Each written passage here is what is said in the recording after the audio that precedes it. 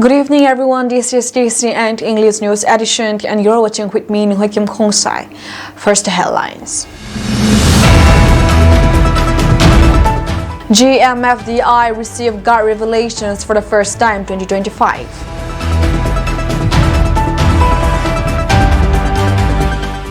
Kizo Council leaders meet MHA officials. Reiterate demand for separate administrations to achieve lasting peace.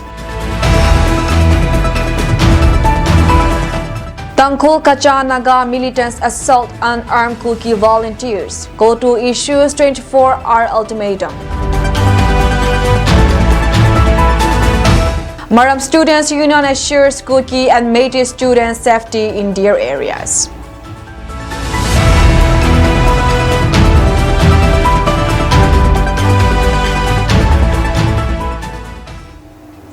News in detail.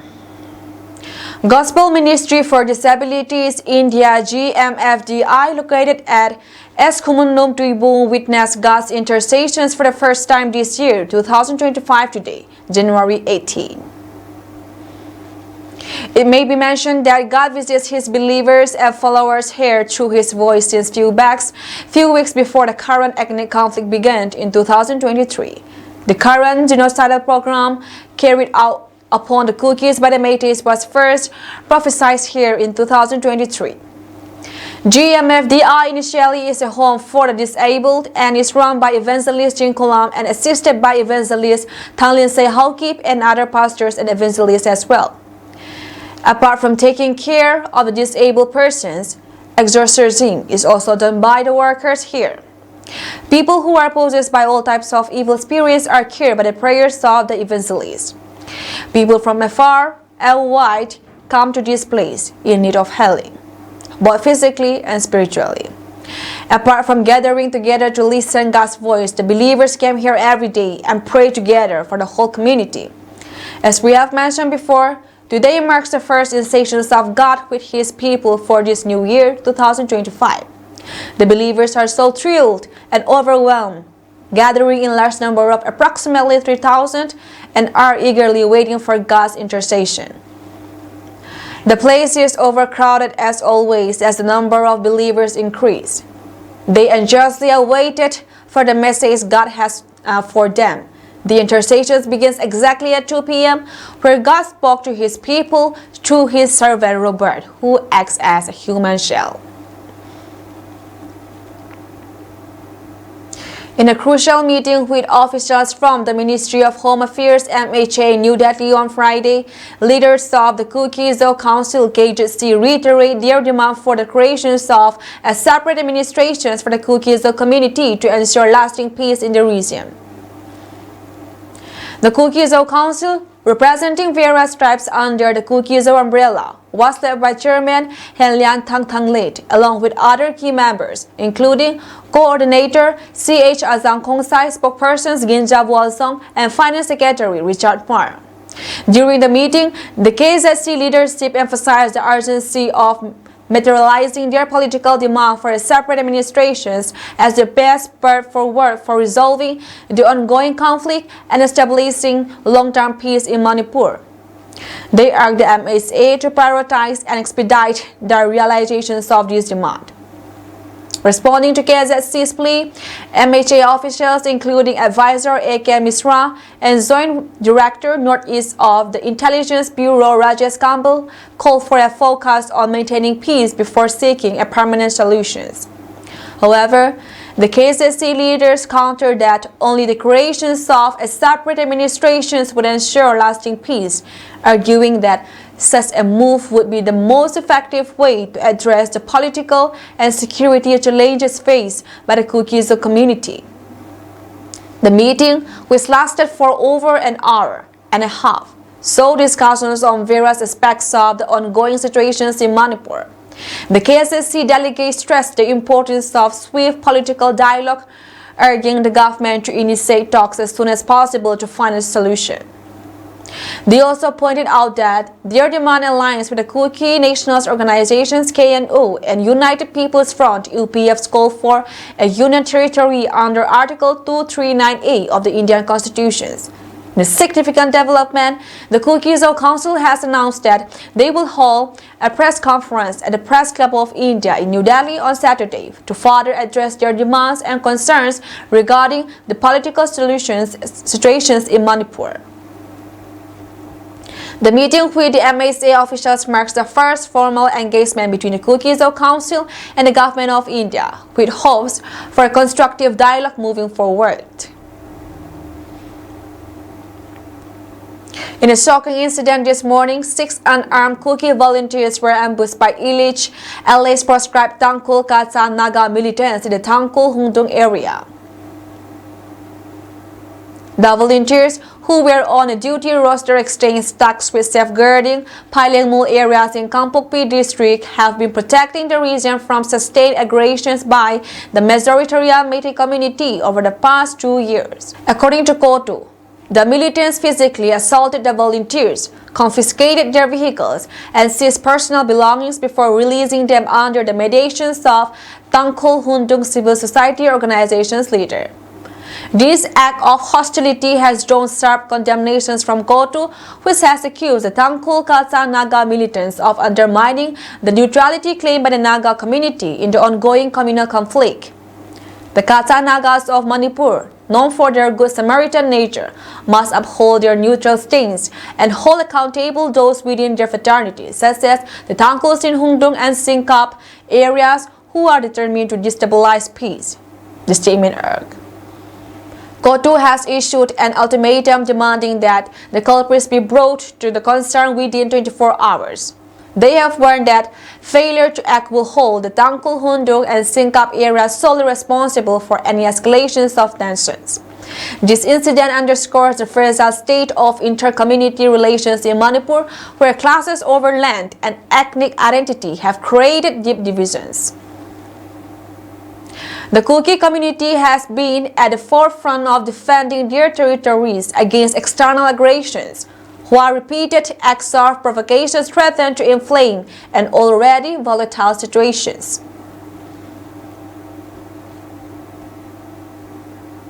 The Maram Students' Union, Maralui, Karalime, Sizokang has assured the safety of Kuki and Meitei students studying in Maram amidst the unrest in the state. This assurance was provided by Rangsung Ke Ngimei, the president of the students' body, in a press release on Wednesday. The Maralui Karalime Sizokang expressed its deep concern over the ongoing conflict between two communities in the state. The students' body assured all students that their safety and well-being are its top priorities. The student body expressed its strong commitment to remaining neutral and impartial, focusing solely on ensuring the safety of all students. It guarantees a safe and secure environment for everyone, regardless of their community affiliations, and provide emotional support and counseling to those affected by the conflict. Further, the student body promises to facilitate the open dialogue between the students from both communities to promote understanding and peaceful coexistence. Appealing to students to stay calm and peaceful, the student body urged everyone to avoid any form of violence or retaliations and to report incidents or concerns to the students' union or authorities immediately. By following all this, the student body hopes to promote peace, understanding, and harmony among different communities. Further, the Maram students' body encourages all to stay safe while urging them to work together for a brighter future.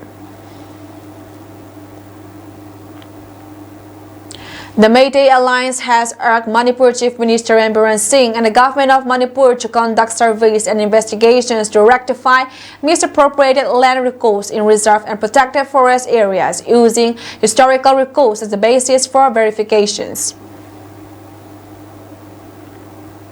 The Alliance submitted a memorandum to the Chief Minister to bring to his attention the critical issues of alleged illegal encroachments and misappropriations of land in reserved and protected forest areas uncovered during the current Manipur crisis. We also acknowledge and deeply appreciate the proactive steps taken by A.K. Bhala, the Governor of Manipur, in urging the National Highways and Infrastructure Development Corporations Limited and NSIDCL to expedite highway projects in the state, the memorandum said.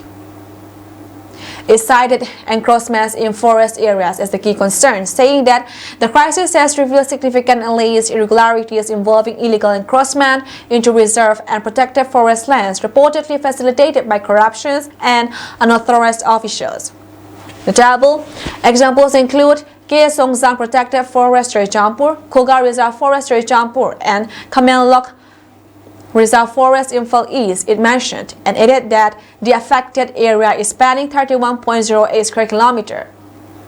Data from the governor of Manipur indicates that the number of villages in the state has nearly doubled from 1,957 in 1969 to 3,856 in 2023, an increase of 1,899 villages, the memorandum to CM mentioned. Alarming, 87.2% of this growth is concentrated in 4 districts: Chandil, Dingnopal, Gangpokpi, and Jampur, predominantly inhabited by Kuki communities. It cited and added that this raises concerns about potential illegal encroachments into reserve and protected forest areas. Publicly available data shows that Manipur has 17,418 square kilometers of forest land distributed as reserve forest, 1,467 square kilometers protected forest, 4,171 square kilometers, and unclassified forest, 11,780 square kilometers. It is reasonable to infer that many of the newly established villages have illegally encroached on these designated forest areas, the memorandum said. Failure to address these issues urgently can result in fraudulent compensation claims by illegal encroachers during land acquisitions for national highways development, leading to inadvertent legitimizations of encroachments and long-term environmental and administrative consequences and potential political fallout and criticism akin to previous administrations, impacting public trust in the current government, it said. In the memorandum to CM Biren Singh, the alliance further urged for ensuring transparent land compensations by implementing robust measures to prevent fraudulent payouts to illegal encroachers during land acquisitions processes. The Mayday diaspora stands united with the people of Manipur and its government in safeguarding the state's land, forests, and heritage. This is a shared responsibility that transcends political affiliations and demands immediate attention to secure the future of our state. We look forward to your kind considerations and prompt actions on this matter, it added.